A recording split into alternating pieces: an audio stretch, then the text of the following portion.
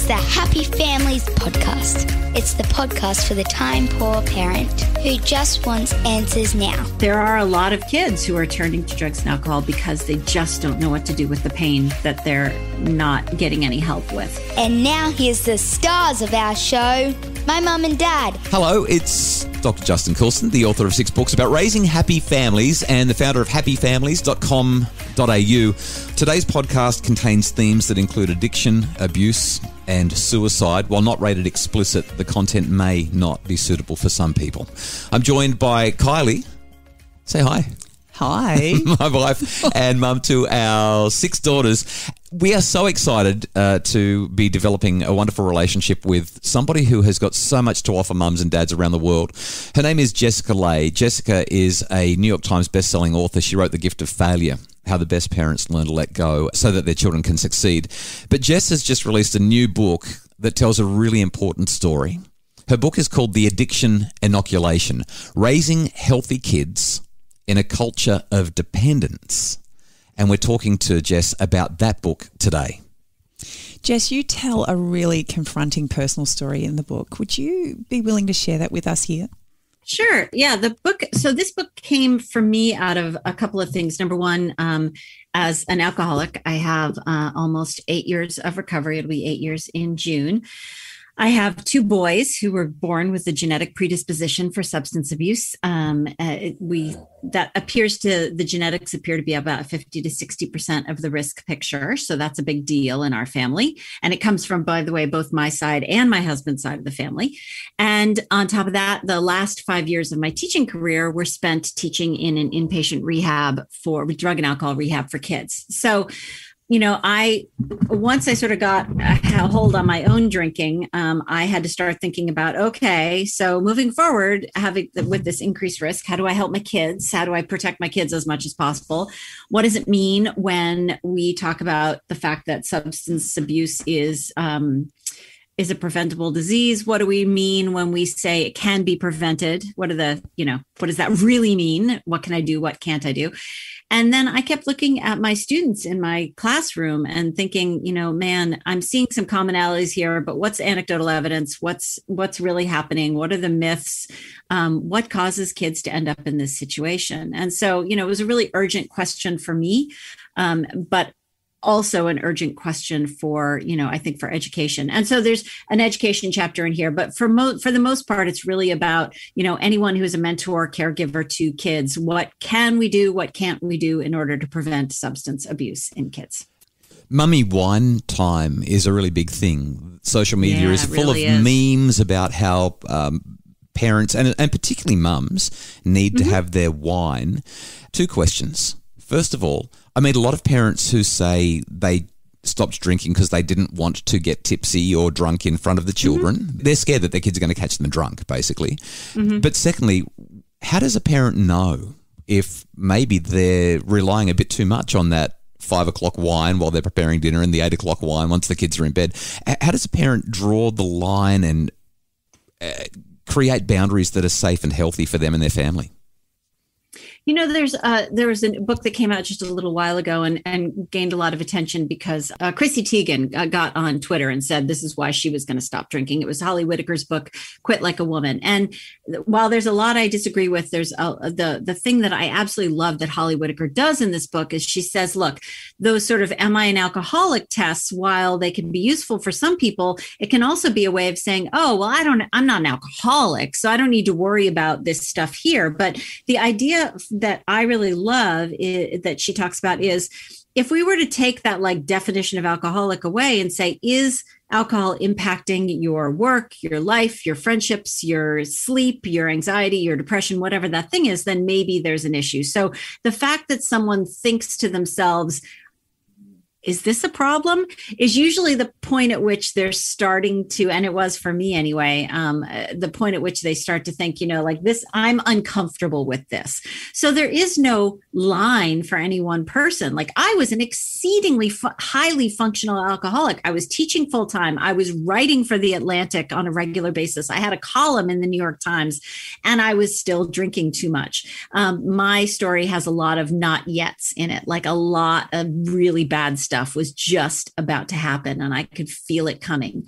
So I think for a lot of people, we become a little bit dependent on that label alcoholic. And if you're not an alcoholic, that you don't need to think about whether or not you're drinking too much. And actually, I want to point out really quickly with the mommy wine time, if you want to have mommy wine time, that's fine. But think about, and I don't care whether, if adults want to have adult wine time with their friends, that's one thing. But if we're sending the message to our kids that parenting is so hard, we have to drink, that I saw wine glasses in a bookstore that said, I teach, therefore I drink. The implication being that teaching is so hard and so upsetting that we have to drink in order to cope with it. When we say, I had such a hard day at work, I really need a glass of wine. Those sort of messages that messaging is what really worries me. When we send the message to kids that the answer to feeling sad, angry, hurt, depressed, upset is to drink in order to deal with it, or to medicate it in order to deal with it. That's where we tend to run into problems, is with our messaging about alcohol and drugs. We have some friends who work with the police. Their suggestion is that if alcohol was less acceptable, that they probably would have a reduction in their business of about 80%.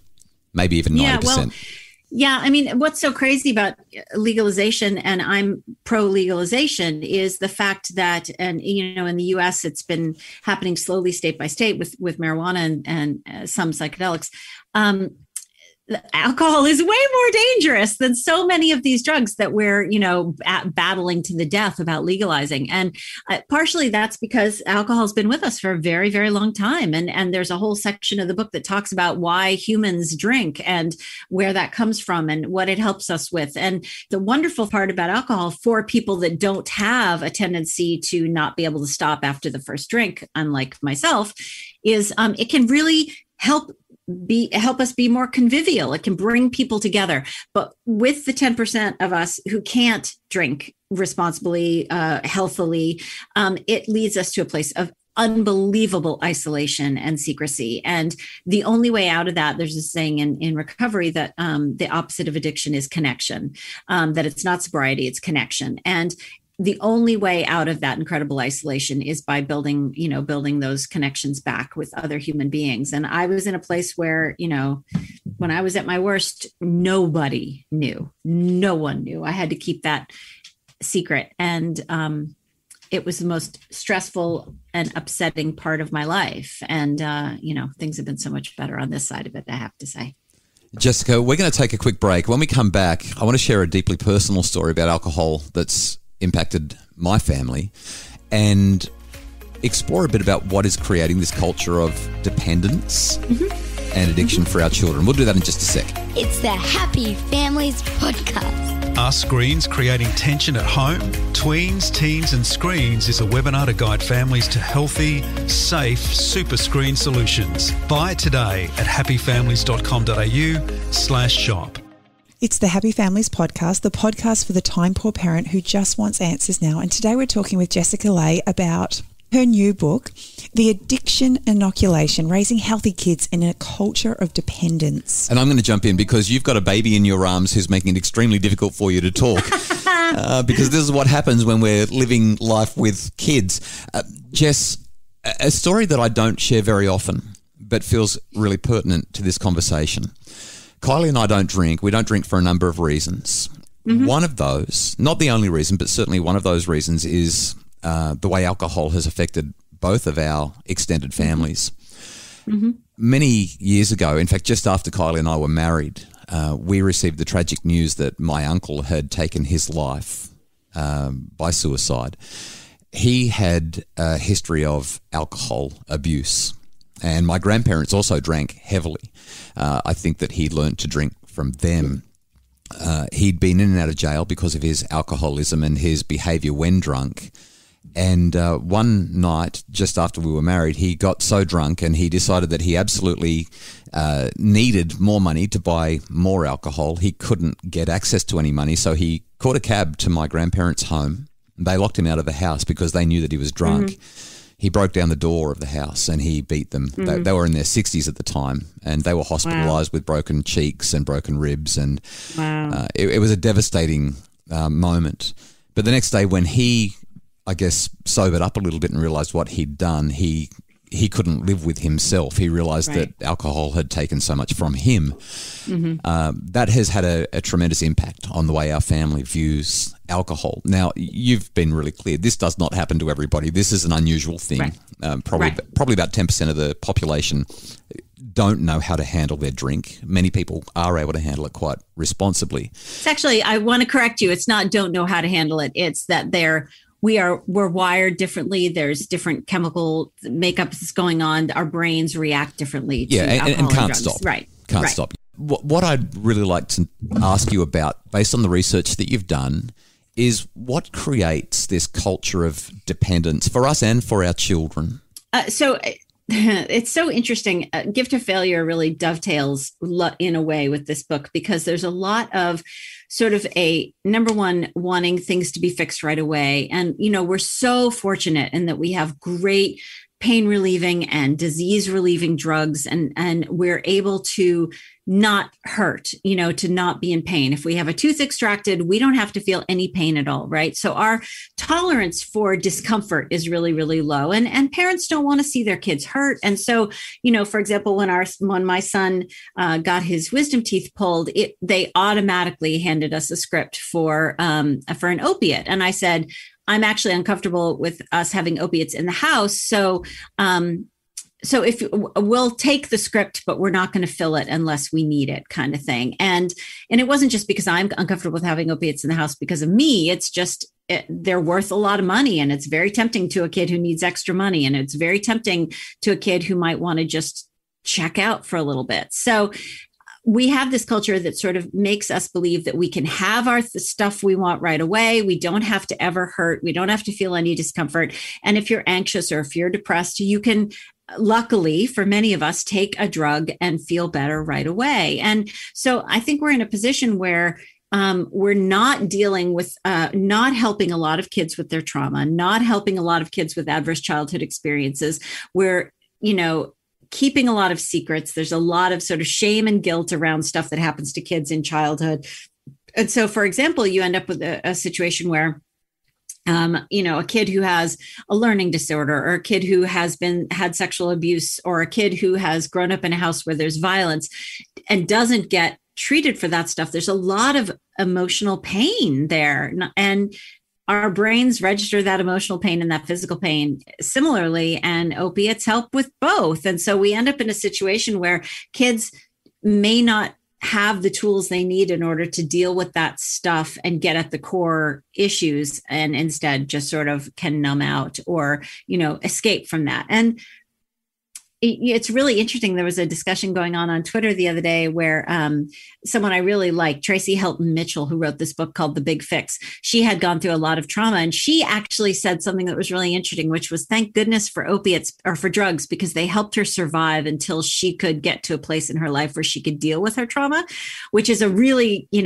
strange way to look at it. But there are a lot of kids who are turning to drugs and alcohol because they just don't know what to do with the pain that they're not getting any help with. So the whole thrust of this book is, how do we help make kids feel like they are enough, they are good enough, they don't need to, walk into a situation and have a beer in order to feel like they have the liquid courage they need to be, present in that situation. And how do we help them deal with their trauma so that they can come into the world from a place of where they can learn and become and grow and not have to just deal with the burden of that pain.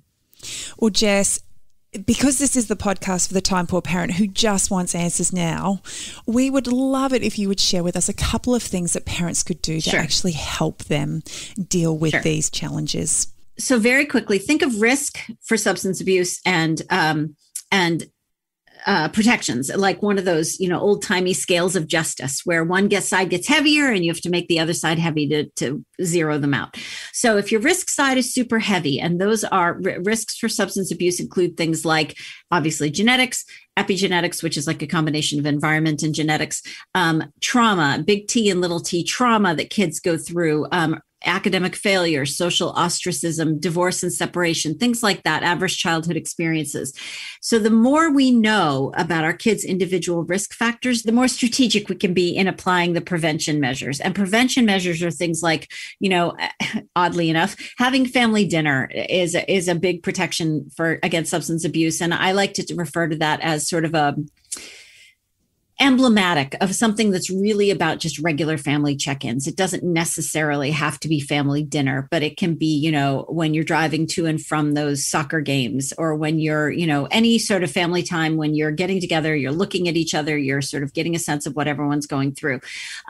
Really open family communication. Prevention for substance abuse starts really, really young. And it really looks most like really good social emotional learning programs in schools where you're talking about all kinds of mental health stuff, but you're also talking about physical health. And it starts with conversations in nursery school, in preschool, and in kindergarten, with conversations about like why we spit out toothpaste and why we don't swallow it. Why we don't put chemicals in our mouths. Look, here's a prescription bottle. This has mommy's name on it. What do you think would happen if daddy wanted to take this drug? Should we let daddy take a prescription bottle that has mommy's name on it? Should I give you medicine from my prescription bottle?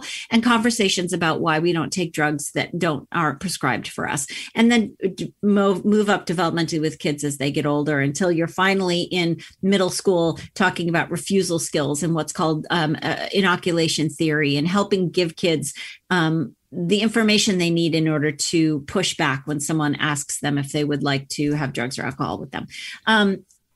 So prevention, early intervention for learning issues, early intervention for things like child-on-child aggression. Kids who are aggressive towards other kids have much higher levels of substance abuse during their lifetime. And then we have to this is the big picture thing here, is families who have a consistent, clear message of no, not until it is legal for you, have kids with much lower rates of substance use disorder. Now, there's a causation correlation issue there. There are some confounding factors to be dealt with there, but that is generally the case, is that in families where there's permissive talk about substance, whether that's kids are going to do it anyway, so they might as well do it here, and I'll take away everyone's keys and it'll be safe.